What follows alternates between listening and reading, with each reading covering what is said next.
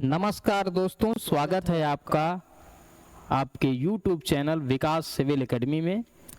दोस्तों, आज विकास civil academy institute के माध्यम से हम लोग क्लास 9th के लिए एक नया बैच लॉन्च करने वाले हैं। दोस्तों, ये हमारा जो बैच होगा ये ऑनलाइन बैच होगा और आप इसे परचेज कर सकते हैं और पढ़ाई लिखाई कर सकते हैं। इसके लिए आपको कुछ नहीं करना है, सीधे आपको जाना है गूगल प्ले स्टोर पर। कहाँ जाना है? गूगल प्ले स्टोर पर। तो गूगल प्ले स्टोर पर आप जाएंगे, वहाँ हमारा ऐप है विकास सिविल एकेडमी, उसको आप डाउनलोड कर लेंगे। डाउनलोड करने के बाद रजिस्ट्रेशन जब करके आप ओपन करेंगे, आपको ये हमारा बैच मिल जाएगा। ये बैच साल भर का पूरा बैच है। फुल लाइव क्लासेस इसमें दी जाएगी, उसके साथ ही साथ रिकॉर्डेड क्लासेस दी जाएगी। उसके साथ जो भी हम यहाँ पढ़ाएंगे, देखिए पीडीएफ फॉर्म है, हम आपको पीडीएफ भी प्रोवाइड करवाएंगे ताकि आपको नोट्स बनाने और पढ़ने में आसानी होगी। इसके अलावा इस बैच में आपको टेस्ट देने के लिए मॉक टेस्ट की भी सुविधा उपलब्ध होगी। इसलिए देर न कीजिए, जल्दी से इस बैच में जुड़ जाइए और पढ़ाई लिखाई चालू कर दीजिए। जैसा कि जुलाई चालू हो गई है, अभी जुलाई में पानी बरसने लगेगा और जब पानी बरसेगा तब दिक्कत होगी, क्योंकि ऑफलाइन कोचिंग में बच्चे जा नहीं पाते। सुबह उठते हैं तो बस पानी बरस रहा है, उनको भी एक बहाना मिल जाता है कि अब पानी बरस रहा है, नहीं जाएंगे। लेकिन पानी बरसने का बहाना नहीं होगा, डेली की डेली क्लासेज होंगी। आपको अपने घर पर ही बैठना है, चाहे जितनी ठंडी पड़ रही हो, चाहे जितना गर्मी, चाहे जो बरसात हो रही हो, आपको घर पर बैठ के पढ़ते रहना है, वो भी क्लासरूम, पूरा फुल क्लासरूम स्टडी मटेरियल के साथ। तो आप लोग इसे ज्वाइन करें, ये ज्वाइन करिए। ठीक है, आगे बढ़ते हैं। अब पढ़ाई लिखाई की थोड़ा सा बात कर लेते हैं। बैच प्रमोशन तो ठीक है, अच्छा चलिए, हम पहला चैप्टर है कक्षा 9 का, ये साइंस का है। साइंस, हमारे आसपास के पदार्थ। हमारे आसपास के पदार्थ, आप लोग अपने आसपास के पदार्थ देखे होंगे, ठीक है। हम जहाँ रहते हैं, हमारे आसपास तमाम प्रकार की बिल्डिंग होती है, घर होते हैं, मंदिर होते हैं और अन्य चीज़ें होती, दुकानें होती हैं, शॉपकीपर होते हैं। फिर जो खाना हम खाते हैं वो भी पदार्थ होते हैं, जो पानी हम पीते हैं वो भी पदार्थ होता है, ठीक है। जो आपके आसपास जो भी है और जो एग्जिस्ट कर रहा है वो सारे मैटर हैं, पदार्थ हैं। इन्हीं पदार्थों पर हमें स्टडी करना है, इन्हीं पदार्थों के विषय में आज हमें बात करना है। तो पदार्थ के विषय में प्राचीन काल से लेके आज तक कई जो है बातें, कई प्रकार के वर्गीकरण होते चले आए हैं। प्राचीन काल में जो हमारे पूर्वज थे, हमारे पूर्वज भी पदार्थों का वर्गीकरण किए थे, और आज जो हमारे अत्याधुनिक साइंटिस्ट हैं, जो वैज्ञानिक हैं, उन्होंने भी पदार्थों को बंटवारा किया है, वर्गीकरण किया है। तो पहले हम अपने पूर्वजों की बात करते हैं। हमारे पूर्वजों ने पदार्थों को कैसे बांटा था? तो हमारे पूर्वजों ने पदार्थों को 5 प्रकार से बांटा था। 5 प्रकार, उन्होंने 5 प्रकार बताया था। उन्होंने क्या कहा था कि जो मैटर होता है, यानी जो पदार्थ होता है या प्रकृति का कोई भी पदार्थ 5 चीजों से मिलकर बना हुआ होता है: हवा, पानी, आकाश, अग्नि,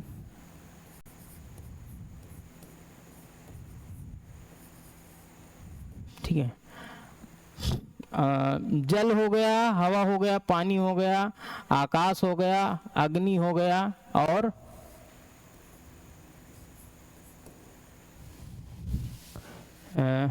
इसको हम 1 मिनट,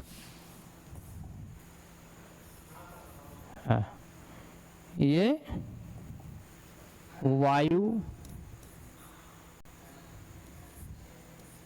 वायु, पानी, आकाश, अग्नि और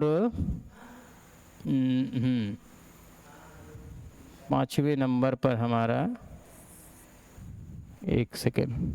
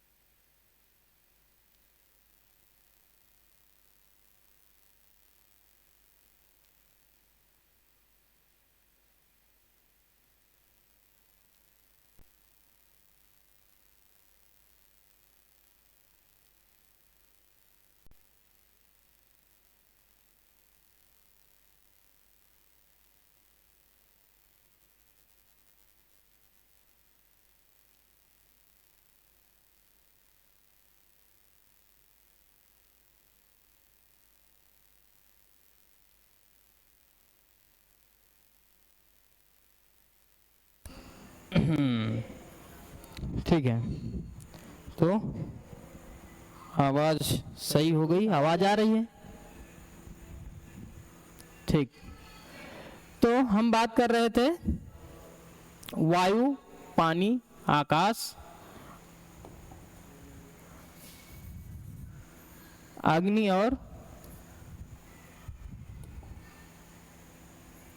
पृथ्वी।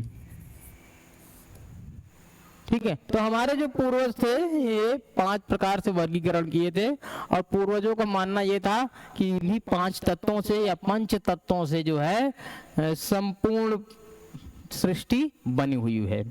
तो हमारे पूर्वजों ने इसको नाम दिया था पंच तत्व, पंच तत्व, पंच तत्व कहा था। लेकिन आज क्या है, आज किसी भी पदार्थ को 2 भागों में बांटा गया है, किसी भी पदार्थ को 2 भागों में बांटा गया है, भौतिक संरचना के आधार पर और रासायनिक गुण धर्म के आधार पर। भौतिक संरचना के आधार पर, रासायनिक गुण धर्म के आधार पर।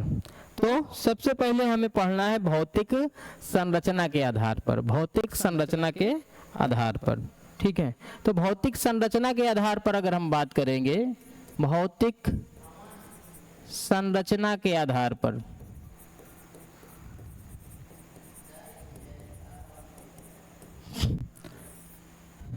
तो पदार्थ संरचना के आधार पर अगर हम देखें तो पहला नंबर क्या होता है, ठोस। दूसरा नंबर क्या होता है, द्रव। तीसरा नंबर क्या होता है, गैस। एक चौथा प्रकार और होता है जिसको हम लोग कहते हैं प्लाज्मा। जिसको क्या कहते हैं, प्लाज्मा। प्लाज्मा। एक 5वां प्रकार भी वैज्ञानिकों ने खोज लिया है जिसको हम कहते हैं बोस-आइंस्टीन कंडेंसेशन। Bose-Einstein condensation. तो ये कुल 5 प्रकार के होते हैं, जबकि हमें कक्षा 9 में क्या है, ये 3 ही प्रकार का पढ़ना है, 3 ही प्रकार का पढ़ना है, ठोस, द्रव एवं गैस। 3 प्रकार के पदार्थ के विषय में हमें यहाँ पढ़ना है। ठीक है। और लेकिन ये होता क्या है, प्लाज्मा भी एक अवस्था होती है, बोस-आइंस्टीन कंडेंसेशन भी एक होता है, नया पदार्थ खोजा गया है, और आपके सिलेबस में ठोस, द्रव और गैस है। ठीक है। तो इन्हीं पर हम लोग आज बात करते हैं, इन्हीं को हम लोग डिस्क्राइब करने का प्रयास करते हैं। आगे चलते हैं। ठीक है। तो हमारे आसपास के पदार्थों की बात होती है। संसार की सभी वस्तु जो है छोटे छोटे कणों से मिलकर बनी हुई, चाहे वो जो वस्तु हो, सारी वस्तुएं छोटे छोटे कणों से मिलकर बनी होती है। और प्रत्येक वस्तु जिस सामग्री की बनी हुई होती है, वैज्ञानिकों ने उसे क्या नाम दिया है? पदार्थ। यानी मान लीजिए कोई चाक है और चाक छोटे छोटे कणों से मिलकर बनी हुई होती है। चाक मान लीजिए चूने के कणों से मिलकर अगर बनी है, तो वो जो चूना होगा, पूरा जो चाक होगा, उसे हम कहेंगे पदार्थ। और उसका जो छोटा हिस्सा होगा, छोटा छोटा जो हिस्सा होगा, उसे हम क्या कहेंगे? उसके कण कहेंगे या पार्टिकल कहेंगे। ठीक है। तो जो वस्तुएं स्थान घेरती हैं और जिनका द्रव्यमान होता है, वह पदार्थ कहलाती हैं। ठीक है। तो पदार्थ की एक विशेषता यह होती है कि पदार्थ स्थान घेरता है और इसका क्या होता है? द्रव्यमान होता है। यानी उसका निश्चित द्रव्यमान भी होगा और वो क्या करेगा? स्थान घेरेगा। पदार्थ को भौतिक गुणधर्म एवं रासायनिक प्रकृति के आधार पर दो प्रकार से वर्गीकृत किया गया है। तो पदार्थों को दो प्रकार से वर्गीकरण किया गया है। पहला भौतिक गुणधर्म के आधार पर, रासायनिक प्रकृति के आधार पर। आगे बढ़ते हैं। पदार्थ का भौतिक स्वरूप। सभी पदार्थ क्या होते हैं? छोटे छोटे कणों से मिलकर बने हुए होते हैं। यहाँ पर आप देख सकते हैं पदार्थ का एक छोटा सा एटम है। ये क्या है? एटम है, यानी छोटा कण है। और इसको बड़ा करके यहाँ हमने समझने के लिए दिखाया है। तो ये बहुत ही सूक्ष्म होता है। तो पदार्थ बहुत ही सूक्ष्म छोटे कणों से मिलकर बने होते हैं। अब देखिए, ये जो एटम यहाँ पर दिखाया जा रहा है, ये तमाम ठूस ठूस के इनको खूब रखा गया है। यानी एक दूसरे से चिपक कर, छोटे छोटे कण चिपक के जब चिपक जाते हैं एक दूसरे के बीच में, तो एक पदार्थ बन जाता है जिसे हम कहते हैं मैटर। अंग्रेजी में मैटर और हिंदी में कहते हैं पदार्थ। यानी जितने भी कण होते हैं सब आपस में चिपक जाते हैं, तभी पदार्थ का निर्माण होता है। पदार्थ का निर्माण होता है। ठीक है। कहने का मतलब यह है कि पदार्थ छोटे छोटे पार्टिकल से, छोटे छोटे एटम से मिलकर बने हुए होते हैं। और पदार्थ के कण बहुत छोटे होते हैं। पदार्थ के कण बहुत छोटे होते हैं। इन्हें हो सकता है कि साधारण आंखों से न देख सकें हम।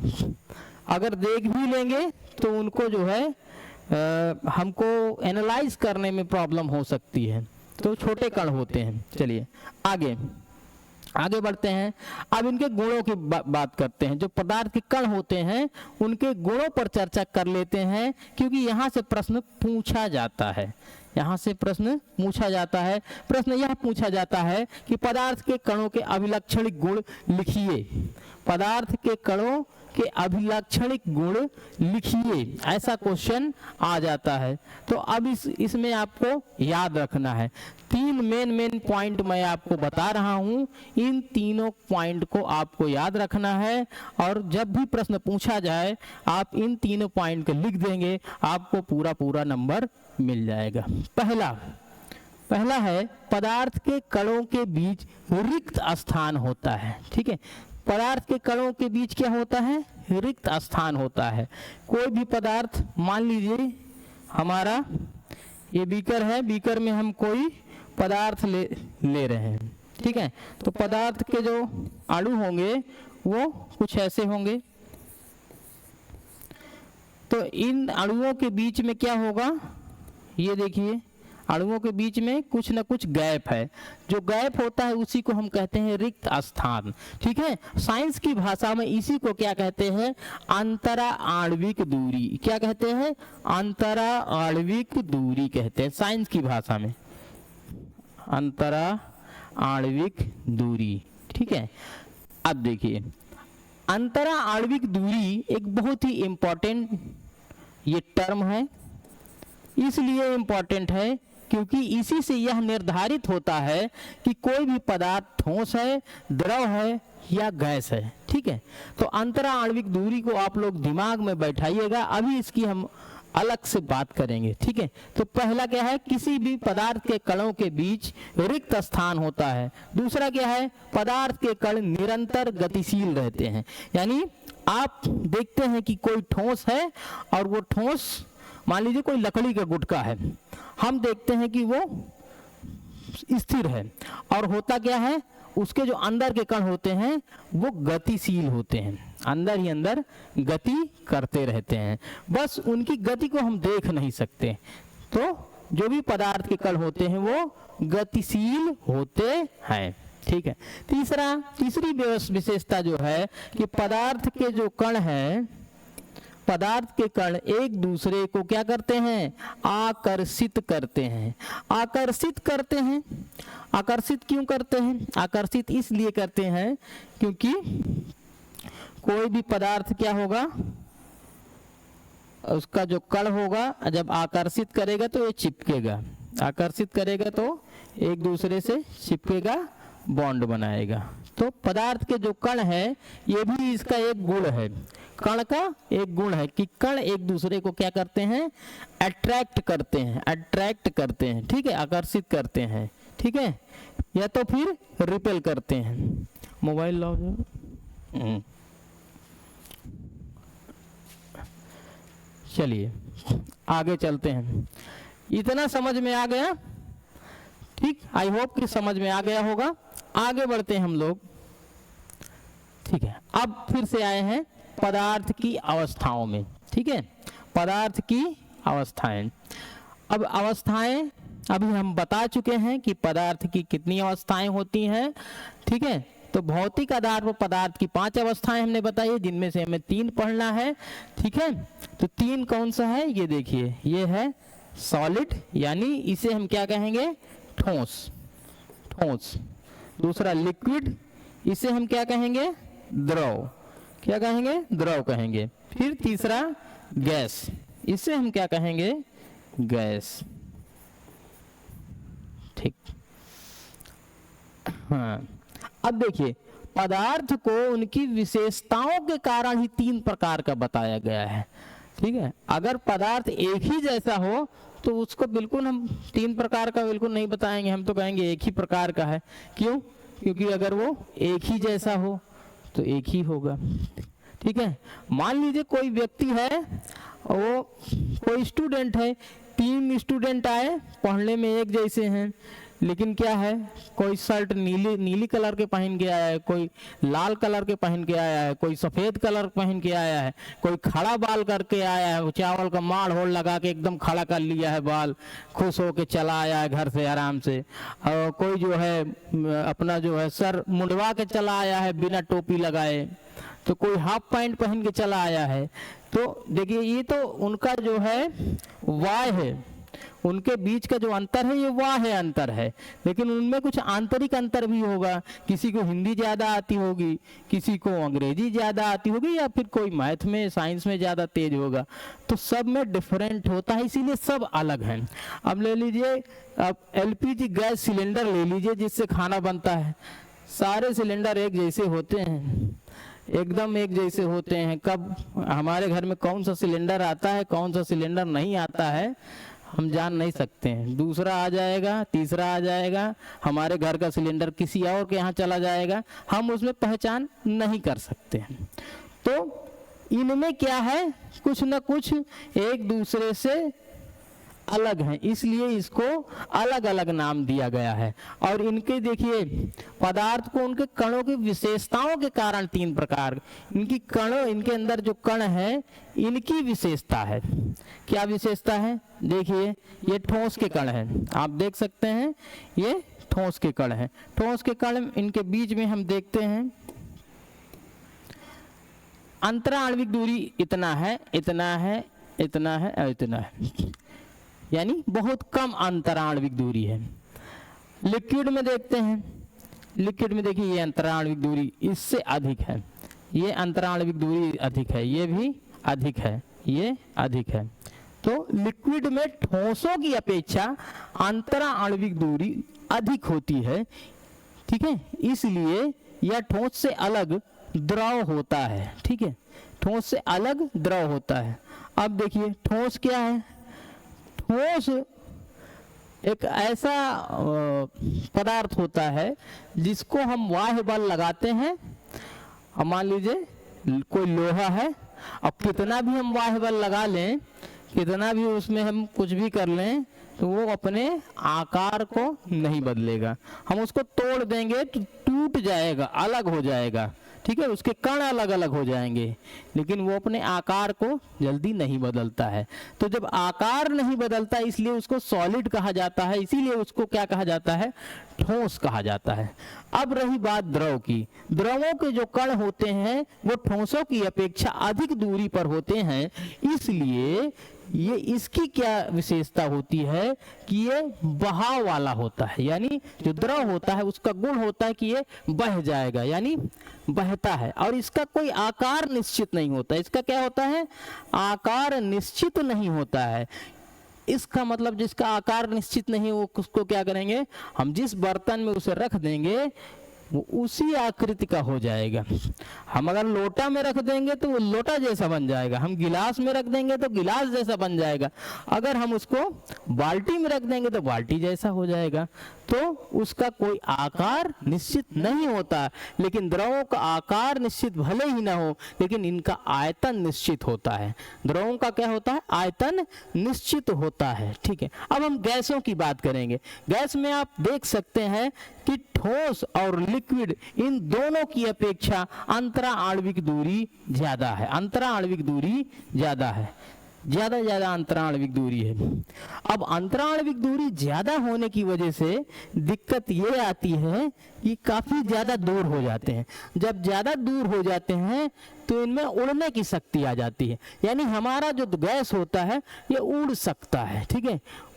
ये इतनी दूरी होते हैं कि बॉन्डिंग नहीं बना पाते हैं, एक दूसरे को चिपका नहीं पाते हैं, इसलिए ये थोड़ा सा बाह्य बल लगाने में उड़ जाते हैं। इनका क्या होता है, वाष्पीकरण होता है और जो है उड़ जाते हैं।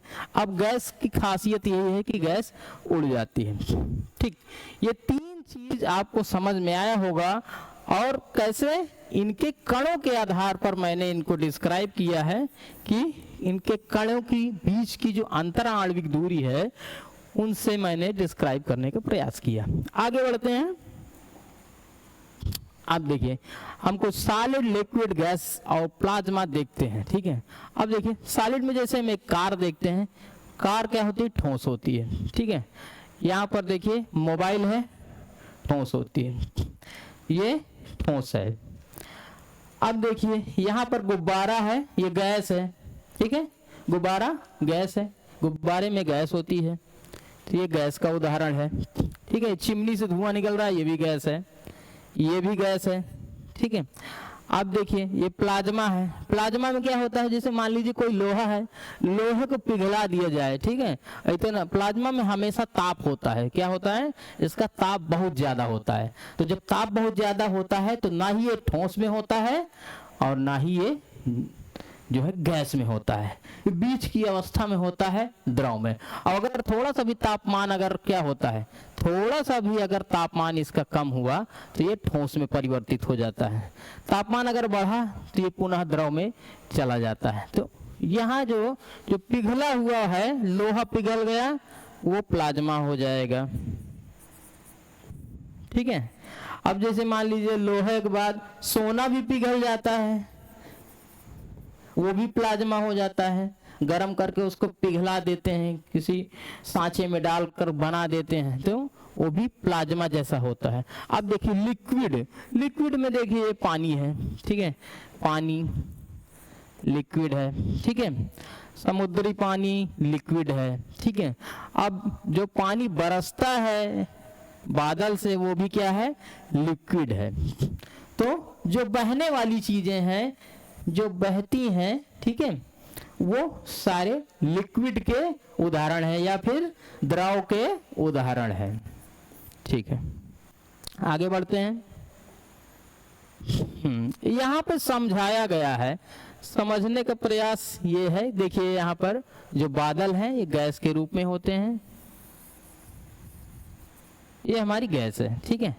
ये ऊपर होती है, वायुमंडल से काफी ऊपर, ठीक है, गैसों की एक परत होती है। अब उसमें क्या होता है कि नीचे से जब पानी का वाष्पीकरण होता है वो गैस बन के उड़ती है और ऊपर जाके एक परत बना देती है।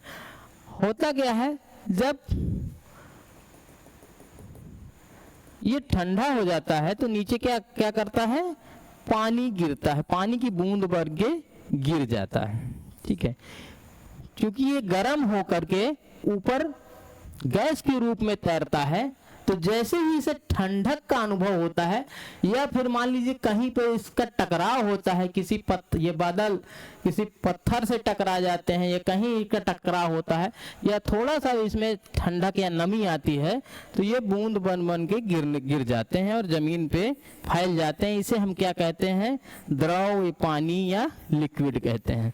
अब ये लिक्विड फॉर्म में है, यहाँ गैस था, अब यहाँ लिक्विड फॉर्म में या द्रव फॉर्म में आ गया, यानी द्रव बन गया। अब इस द्रव को हम क्या करते हैं, इसको ले जाते हैं फ्रीज में, ठीक है, फ्रीज में ले जाते हैं, फ्रीजर में इसको रखते हैं। फ्रीजर में जब रखते हैं तो इसका टेम्परेचर और कम कर देते हैं। तो जब टेम्परेचर कम कर देंगे, तापमान जब कम हो जाता है, फ्रीजर में बहुत जल्दी एक फ्रीजर का जो फ्रीज है 1 ही घंटे में वो सॉलिड में बदल के बर्फ बना देता है। तो फ्रीजर में अगर आप इसको फ्रीजिंग कर देते हैं जल को तो ये बर्फ बन जाता है। जब बर्फ बन जाता है तो ये कैसा होता है, ठोस बन जाता है, ठीक है, ठोस बन जाता है, ठीक है। अब ये जो ठोस बन गया, अब देखिए एक ही चीज यानी जो हमारा वाटर है ये तीनों फॉर्म में बदलाव कर रहा है, ठीक है। पहले गैस था, फिर द्रव हुआ, फिर सॉलिड हो गया, ठीक है। तो ठोस, द्रव, गैस, ये तापमान के ऊपर यहाँ पर जैसे जैसे तापमान घटता बढ़ता है और ये जो मैटर है अपना जो है चेंज कर रहा है, स्टेट को, अपनी अवस्था को चेंज कर रहा है। आगे बढ़ते हैं, अब हम ठोस अवस्था के विषय में बात करेंगे। ठोस अवस्था, ठीक है, पदार्थ की इस अवस्था में इनके अणु बहुत पास पास होते हैं। मैंने बताया कि ठोस अवस्था में उसके अणु जो है बहुत पास पास होते हैं, जिसके कारण यह एक निश्चित आकार के होते हैं, ठीक है। मान लीजिए ये है कोई ठोस, कोई लकड़ी है, तो अणु जितने पास पास होंगे उतना ही यह क्या होगा, निश्चित आकार का होगा। अणु कुछ ऐसे होंगे, ठोस एक निश्चित आकार, कोई लकड़ी का गुटका है तो वह बिल्कुल निश्चित आकार का होगा, ठीक है। इसका आकार बिल्कुल स्थिर होता है, यानी आकार बदलता नहीं है, आकार बदलता नहीं है कि आप चाहें तो इसको मोड़ दें तो मोड़ेंगे तो टूट जाएगा, लेकिन जो है आकार नहीं बदलेगा। और सीमाएं भी एकदम स्पष्ट होती हैं, यहाँ से यहाँ, यहाँ से यहाँ, एकदम सीमाएं इसकी स्पष्ट होती हैं। और इनका जो आयतन है वो स्थिर रहता है, यानी इनका आयतन बदलता नहीं है। बल लगाने पर ठोस अपने आकार को बनाए रखता है।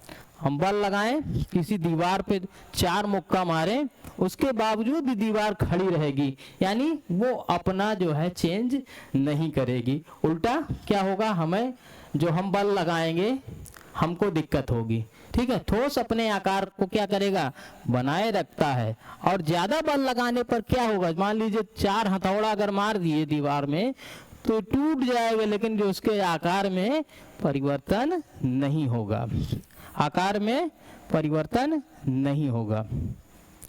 आगे, अब द्रव अवस्था, ठीक है। द्रवों का आकार तो निश्चित नहीं होता है, द्रव का आकार निश्चित नहीं होता है। इनको हम जिस बर्तन में, जिस पात्र में रख देते हैं उसी का रूप ले लेते हैं, ठीक है। अब देखिए, जब बचपन में हम लोग थे तो क्या काम करते थे, पानी को किसी गिलास में भर देते थे। अब पानी को किसी गिलास में भर देते थे, आधा पानी भरते थे, आधा, मान लीजिए कोई कांच की गिलास है, आधा पानी भर देते थे। और फिर उसके बाद प्रश्न किसी से पूछा करते थे कि गिलास में कितना पानी है या गिलास कितना भरा है। कुछ लोग कहते थे गिलास आधा खाली है, कुछ लोग कुछ कहते थे। तो पानी से जो खेलने वाले जो है बचपन में बहुत कुछ बच्चे अपना जो है गिलास में मिट्टी डाल देते हैं, मिट्टी डाल के ऐसे कर देते हैं। तो इस तरह जो है आकार द्रवों का आकार नहीं, लेकिन आयतन क्या होता है, निश्चित होता है। ठीक है, जिस बर्तन में इनको हम रखते हैं ये उसी का आकार ले लेते हैं। द्रवों में बहाव होता है, द्रवों में क्या होता है, बहाव होता है। द्रव की खासियत यही होती कि बह जाता है। अगर आप कहीं देखे होंगे कि नाली में पानी बह रहा है, नाली के माध्यम से पेट्रोल बहा चला जा रहा है, और नाली के माध्यम से जितनी भी बहने वाली चीजें हैं वो कुछ न कुछ माध्यम से या पाइप से बहाव होता है, उनमें बह जाते हैं। एक स्थान से दूसरे स्थान तक इनको ट्रांसफर करने में आसानी होती है और इनका आकार बदलता है, इनका आकार भी बदलता है। हम चाहें तो एक पतले पाइप में बहुत ज़्यादा पानी को पतले पाइप में लेके जा सकते हैं, और हम चाहें तो बहुत कम पानी है उसको मोटे पाइप में भी ले जा सकते हैं। तो इनका आकार हम बदल सकते हैं अपनी आवश्यकता अनुरूप। इसलिए ये दृढ़ नहीं बल्कि क्या होते हैं, तरल होते हैं। और तरल होने का कारण क्या होता है कि द्रवों के बीच जो अणु होते हैं वो ठोस की अपेक्षा इनके अणुओं के बीच की दूरी अधिक होती है, अधिक होती है। इसीलिए जो है क्या होता है, यही इसका कारण है कि ये तरल होते हैं। आगे अब गैस अवस्था को समझते हैं। गैस अवस्था, ठीक है, ये इस अवस्था में कणों की गति अनियमित होती है।